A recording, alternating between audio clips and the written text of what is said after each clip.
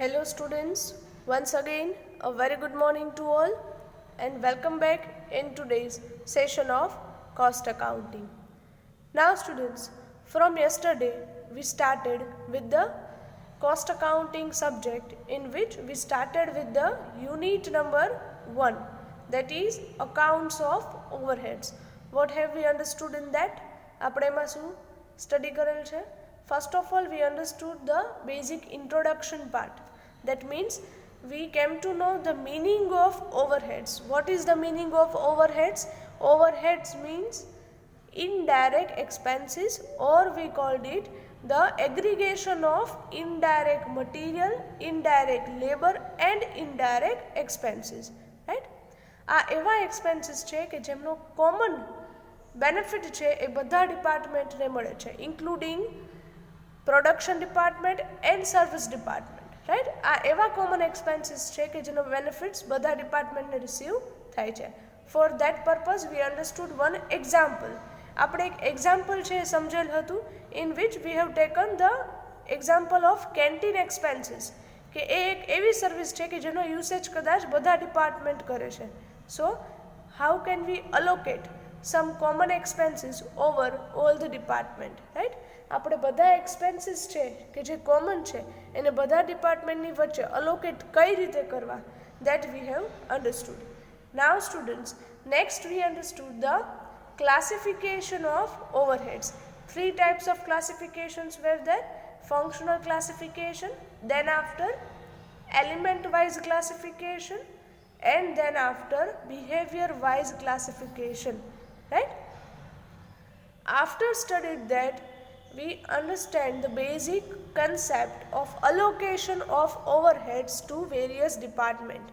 That means if there are any common expenses is there in the company, then how can we allocate such common overheads among various departments? આપણે આ જે common indirect overheads છે, expenses છે, એને બધા department વચ્ચે allocation કઈ રીતે કરી શકીએ. રાઈટ, અને જો તમે આ અલોકેશન કરો છો તો એને બેનિફિટ શું છે? You can get the expenses of each department separately and you can control the expenses of each department if it is required. Right, ચલો આ કન્સેપ્ટ છે યાદ આવે છે students? Now today our next point is following are the useful basis for some of the common overheads or indirect expenses which can be allocated in the ratio of such basis among various department.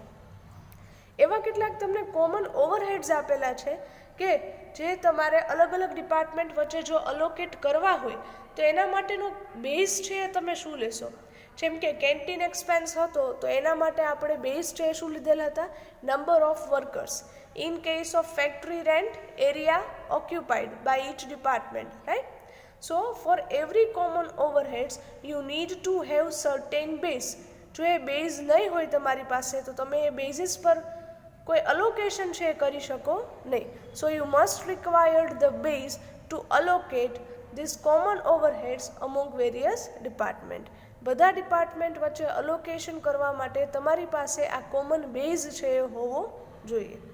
Let's see students, આ જે table હવે આપેલ છે એ table ખાસ યાદ રાખવાનું છે, because એક્ઝામમાં તમને ક્વેશ્ચનમાં ઓવરહેડ્સ આપેલા હશે, તમને એમના બેઝ છે એ ખ્યાલ હોવા જોઈએ.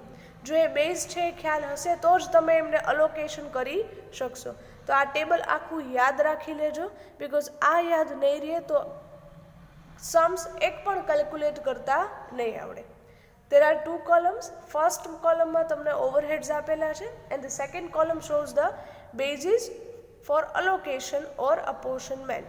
अपोर्शनमेंट मीन्स अलोकेशन, डिस्ट्रीब्यूशन एटले के वहेंचणी.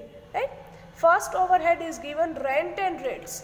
जो तमने रेंट आपे छे, कंपनीनुं फैक्टरीनुं रेंट आपे तो एना माटेनो बेઝ कयो थशे? કે આ બેઝ પર તમે એમને અલોકેટ કરશો બધા ડિપાર્ટમેન્ટ વચ્ચે? તો કે ફ્લોર એરિયા અથવા તો space occupied. Right, floor area means 10 square foot area occupied by each department. Right, second overhead is lighting. Lighting છે તો લાઇટિંગ એક્સપેન્સને તમે અલોકેટ કઈ રીતે કરશો? તો કે lighting points given in each department, હરેક ડિપાર્ટમેન્ટમાં કેટલા લાઇટિંગ પોઈન્ટ્સ છે એના પરથી. અને જો તમને ક્વેશ્ચનમાં લાઇટિંગ પોઈન્ટ્સ બેઝ ન આપેલો હોય તો તમે કયો બેઝ લેશો? Floor area occupied. Again I repeat students, lighting માટે ફર્સ્ટ બેઝ કયો લેશો? Lighting points. અને જો તમને ક્વેશ્ચનમાં લાઇટિંગ પોઈન્ટ્સ નથી આપતા then we will take the floor area occupied as the base to allocate the lighting expenses. Right. Third overheads, electricity or power. Electricity કે પાવર છે તો એનું તમે અલોકેશન કઈ રીતે કરશો ડિપાર્ટમેન્ટ વચ્ચે? The base for the allocation is meter reading or we can say horsepower of machine or kilowatt hours. Electricity consume થવાનો જે યુનિટ છે horse power of machine or kilowatt hours એના જ બેઝિસ પર તમે એમને અલોકેટ કરો છો. ફોર્થ ઓવરહેડ, ઇનડાયરેક્ટ વેજીસ ઓર લેબર. સ્ટુડન્ટ્સ, ઇનડાયરેક્ટ વેજીસ છે, ઇનડાયરેક્ટ લેબર છે, એમના માટેનો બેઝ થશે ડાયરેક્ટ વેજીસ ઓર ડાયરેક્ટ લેબર. ચલો આ ખ્યાલ આવે છે સ્ટુડન્ટ્સ? રાઈટ. કોમન જેમના બેઝિસ છે સ્ટુડન્ટ્સ એ મેં એક સાથે અહીંયા લઈ લીધા છે જેથી કરી તમને યાદ રાખવામાં ઇઝી થાય. Right. Fourth next one is contribution to ESI. ESI means બાજુમાં એવું હોય તો ફૂલ ફોર્મ છે નોટ ડાઉન કરી લેજો. ESI means employee state insurance. જ્યારે એમ્પ્લોય સ્ટેટ ઇન્સ્યોરન્સમાં કંપની છે એ કન્ટ્રીબ્યુશન કરે છે ત્યારે એમના અલોકેશનનો બેઝ શું લેશો? Direct wages. Why? Because ESI કોના માટે છે સ્ટુડન્ટ્સ? તમારા વર્કર્સ માટે, એમ્પ્લોઈઝ માટે. તો એમના જે ડાયરેક્ટ વેજીસ છે એમના જ પ્રપોર્શનમાં તમે એમને અલોકેટ કરો છો. Next one, contribution to PF. PF means write down the full form. Full form લખો બાજુમાં. Provident fund. Right. Provident fund પણ કોના ઉપર ડિપેન્ડ્સ હોય students? It depends on the workers. તો એમના માટેનો બેઝ કયો થશે? એમના વેજીસ ઉપર ડિપેન્ડ કરે કે એમના કેટલા વેજીસ છે તો એ પ્રમાણે PF છે કેલ્ક્યુલેટ થાય. તો એમના માટેનો બેઝ પણ શું થશે? Direct wages. Next one, general expenses or we can say miscellaneous expenses or we can say sundry expenses. Thrice are same. ત્રણેય શું છે? સેમ. રાઈટ. જો તમને ક્વેશ્ચનમાં આ ત્રણેય એક્સપેન્સમાંથી કોઈ પણ વર્ડ યુઝ કરેલો હોય તો આ એક્સપેન્સને તમે કયા બેઝિસ પર અલોકેશન કરશો? On the basis of direct veggies. ચલો અહીં સુધી ખ્યાલ આવે સ્ટુડન્ટ્સ? આ યાદ રહે છે? Right. Okay. Next one is indirect material. Indirect મટીરિયલને અલોકેટ કરશો તમે ડિપાર્ટમેન્ટ વચ્ચે on the basis of direct material. આ યાદ રહે સ્ટુડન્ટ્સ? ઇનડાયરેક્ટ મટીરિયલ હોય તો એને કયા બેઝ પર અલોકેટ કરશો? Direct material. Right. Next one, insurance premium of assets. કોઈ પણ અસેટ્સ છે લાઈક મશીનરી છે, પ્લાન્ટ છે એટસેટ્રા, તો એમનું જે ઇન્સ્યોરન્સ પ્રીમિયમ છે તો એ તમારે અલોકેશન કઈ રીતે કરવાનું છે? On the basis of capital value of asset. Capital value means purchase price of asset or cost value of the asset. Right. Next one, repairing of assets. Again on the basis of capital value of assets. Next, depreciation of assets. Again on the basis of capital value of assets. ચલો એ સુધી ખ્યાલ આવે છે students? આ યાદ રહે છે? Next one, canteen expenses. તમારી કેન્ટીનનો એક્સપેન્સ વધુ થાય કે ઓછો એ શેના ઉપર ડિપેન્ડ કરે? It depends on the basis of number of workers working in each department. હરેક ડિપાર્ટમેન્ટમાં કેટલા વર્કર્સ વર્ક કરે છે એમના ઉપર ડિપેન્ડ કરે. Next, supervisor salary. સુપરવાઇઝર શેના માટે હોય students? To supervise the workers working in the department. ડિપાર્ટમેન્ટમાં જેટલા પણ વર્કર્સ વર્ક કરે છે એમના ઉપર સુપરવાઇઝર્સ એ અપોઇન્ટ કરવામાં આવે. તો સુપરવાઇઝર સેલરી છે એ તમે કયા બેઝિસ પર અલોકેટ કરશો? It is allocated on the basis of number of workers. Right? Next one, labor welfare expenses. Generally, labor welfare expenses again depends on the number of workers. Why? Because company labor welfare પાછળ કેટલો expense કરે છે એ શેના ઉપર depend હોય તો કે કંપનીમાં કેટલા વર્કર્સ છે જોબ કરે છે એમના પર. રાઈટ. સો એમના માટે પણ એ જ બેઝ થશે. And next one, technical director fees. Technical director fees depends on the basis of time devoted by him to each department. Generally, such type of director provide his service in each department. તો એ હરેક ડિપાર્ટમેન્ટમાં કેટલો time આપે છે, કેટલો સમય આપે છે, it depends on that. તો એમના માટે બેઝ છે એ થશે. ચલો એ સુધી ખ્યાલ આવે છે સ્ટુડન્ટ્સ? Is that clear? આ સિવાયના જો કોઈ expenses during the question calculation આવતા જશે તો અહીંયા એડ કરતા જશું ટેબલમાં, રાઈટ? તો આ ટેબલ છે વ્યવસ્થિત રીતે તમારી બુકમાં નોટ ડાઉન કરી લેજો સ્ટુડન્ટ્સ. અને ખાસ યાદ રાખવાનું રહેશે કે કોઈ પણ એક્સપેન્સ તમને ક્વેશ્ચનમાં આપે તો એના પરનો બેઝ છે એ કયો થશે. ચલો અહીં સુધી ખ્યાલ આવે છે students? This is the common basis available for the allocation of overheads. આ શું છે? તો કે કોમન ઓવરહેડ્સને અલોકેટ કરવા માટેના basis, right?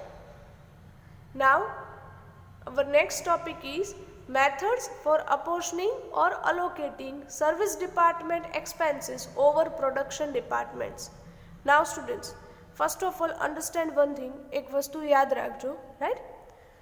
In a company there may be various production department and there are various service department also. First of all, what will you do? First of all, we are allocating the common overheads among all the departments. પહેલાં તો જે પણ common overheads હશે, જેમ કે factory rent છે, electricity છે, depreciation છે, એટસેટ્રા, એ બધા એક્સપેન્સીસ છે એ કોમન બધા ડિપાર્ટમેન્ટ વચ્ચે અલોકેટ કરશું. પછી એ પ્રોડક્શન ડિપાર્ટમેન્ટ હોય કે service department, it should be allocated among all production and service department. Next what will we do? Service department means કે services of this department may be availed by all the production department. એવું પણ બની શકે કે canteen છે students, તો એ canteen છે એ શું છે? One type of service. તો એ સર્વિસ ડિપાર્ટમેન્ટનો યુઝ બધા પ્રોડક્શન ડિપાર્ટમેન્ટ કરી શકે. તો લાસ્ટમાં તમે શું કરો કે જે સર્વિસ ડિપાર્ટમેન્ટના એક્સપેન્સીસ છે એમને અગેઇન તમે પ્રોડક્શન ડિપાર્ટમેન્ટ વચ્ચે અલોકેટ કરો છો. આ સમજાય છે? બિકોઝ સર્વિસ ડિપાર્ટમેન્ટની સર્વિસીસ છે એ બધા પ્રોડક્શન ડિપાર્ટમેન્ટ છે લેતા હોય. So at last the service department expenses should be allocated among all production department. અને allocation કઈ રીતે કરવું એના માટેની મેથડ્સ છે અલગ અલગ. તો હવે ખ્યાલ આવે છે સ્ટુડન્ટ સર્વિસ ડિપાર્ટમેન્ટ કેમ અલોકેટ કરીએ છીએ? because generally the service department services are availed by all the production department. So at last we will allocate the service department total expense among all production department. અને allocation કઈ method થી કરવું? Then the number of methods are given. First method is direct redistribution method. Second method non-reciprocal or we can say step ladder method. Third, reciprocal method. Under the reciprocal method there are again three sub methods. A, repeated distribution method. B, simultaneous equation method. And C, trial and error method. As per your syllabus you need to study these two methods. કઈ બે method છે study કરશો? The methods which are given in the highlighter. A methods કે જે તમને અહીંયા highlight કરીને આપેલ છે, right? First, none reciprocal or we can સે ધીસ સ્ટેપ લેડર મેથડ. પહેલાં આપણે સ્ટેપ લેડર મેથડ છે સ્ટડી કરશું અને second we will study the repeated distribution method, right? So as far as the calculations are considered we will calculate the sums of these two methods, right? But students, પહેલાં તો service ડિપાર્ટમેન્ટના expenses allocate કરો છો એની પહેલાં તમારે common એક્સપેન્સીસનું allocation બધા department વચ્ચે કઈ રીતે કરવું એ તમને ખ્યાલ હોવો જોઈએ. દેટ મીન્સ કે આ મેથડ્સ છે એ સ્ટાર્ટ કરતાં પહેલાં તમારે કોઈ પણ ઓવરહેડ્સ હોય કોમન એને બધા ડિપાર્ટમેન્ટ વચ્ચે એટલે કે પ્રોડક્શન એન્ડ સર્વિસ એમની વચ્ચે અલોકેશન કઈ રીતે કરવું એમના આપણે એક કે બે બેઝિક સમ્સ છે કેલ્ક્યુલેટ કરવાના થશે. Then we will move towards this methods. પછી આપણે આ મેથડ્સ છે સ્ટડી કરવાની થશે.